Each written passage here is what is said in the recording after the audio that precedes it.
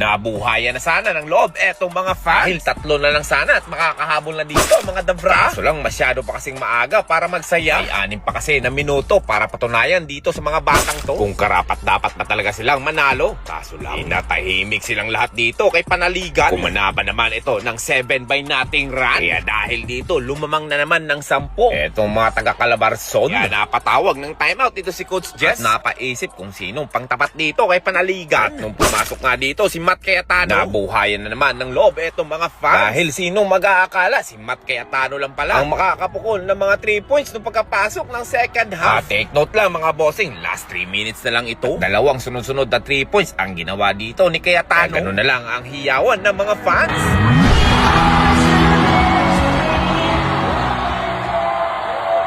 Pero parang hindi natitinag itong mga taga-Calabarzon sa mga fans. Dahil patuloy pa rin sila sa kanilang magandang ginagawa. Kahit ano pang sipag na gagawin dito ni Maki Pellegrino. Na talaga namang tilang napakaalat ni Idol. At nung nakapukol nga dito na mabigat na 3 points si Matthew Mamawag, lumambot na ang lahat. Dahil kasi doon tilang nasunog ang marami.